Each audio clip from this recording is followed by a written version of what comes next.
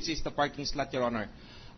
If I may, Your Honor, please, the constitutional requirement provided for in Section 17, Article 11 of the Constitution, Your Honor,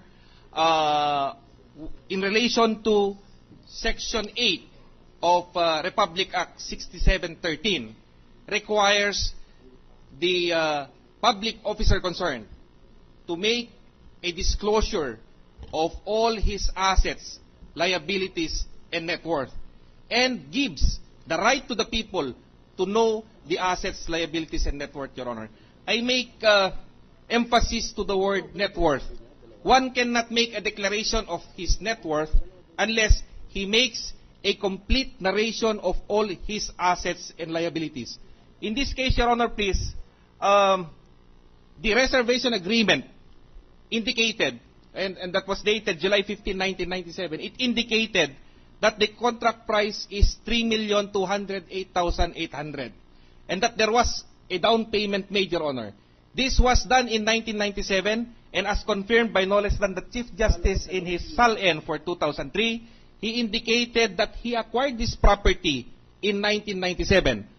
Then, therefore, Your Honor, please, it is incumbent upon the Chief Justice to indicate as part of his assets the total contract price for these properties, but has to indicate his remaining balance under the column liabilities so that in his net worth, it will be reflected how much money came out of his pocket, Your Honor, please. That is the true sense that is embodied in the cited provision of Republic Act 6713, which is in relation to Section 17, Article 11 of the Constitution, Your Honor.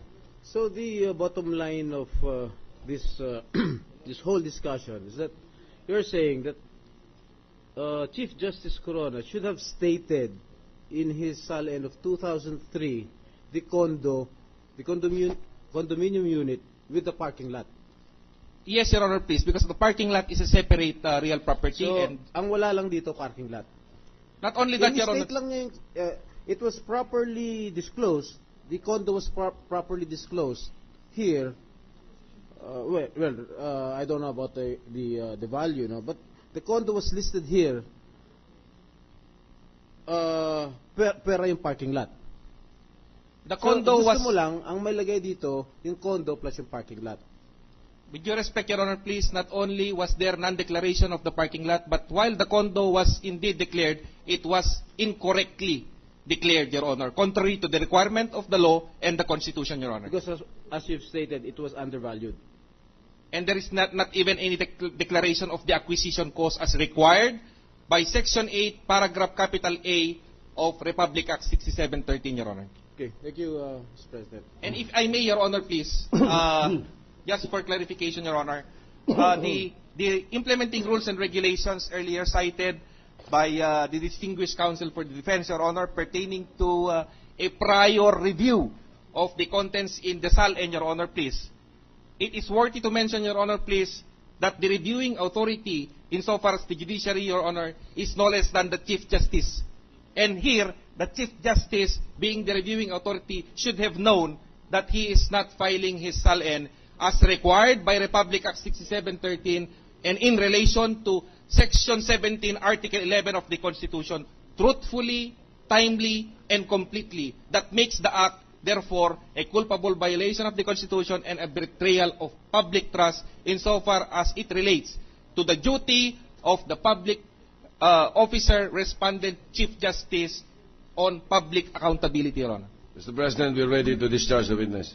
That is an opinion, but we will consider that when we evaluate this case, because a culpable violation suggests that the violation of the Constitution must be of such a criminal nature as to be considered a high crime. Okay. So anyway, yes, Mr. President, witness is discharged, but Senator Arroyo wishes to make a statement concerning the manifestation of the counsel for the prosecutor. Gentleman from prosecution. Makati and Bicol. Thank you, Mr. President. I would caution again the prosecution. On points of law,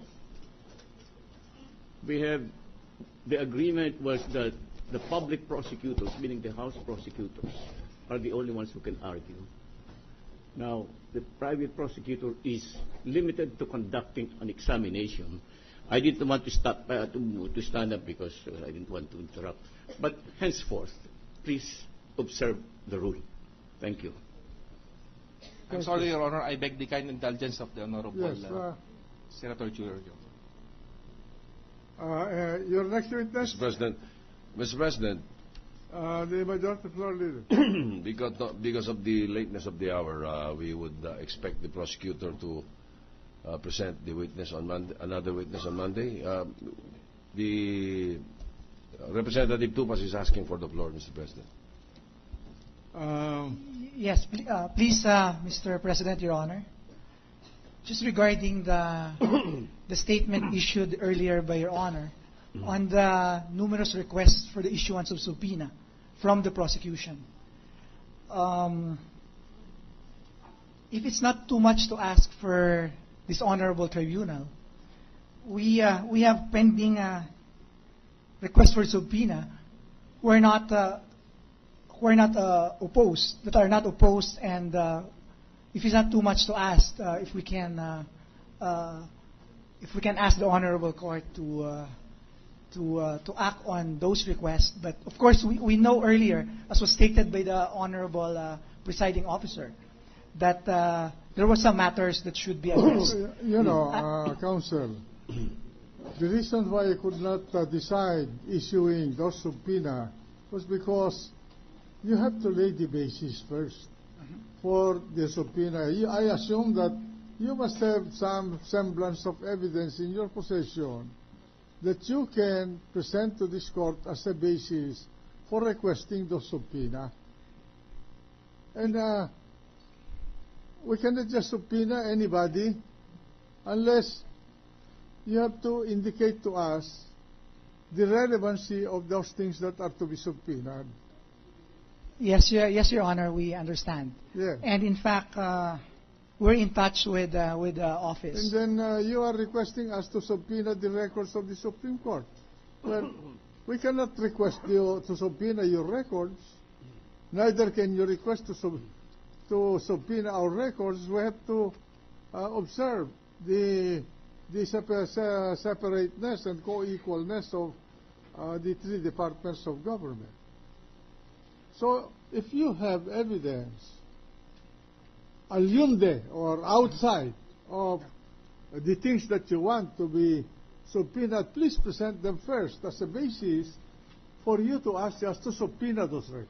We will do that, Your Honor.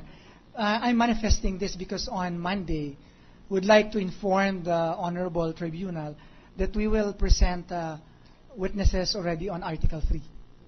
Of course, with reservation,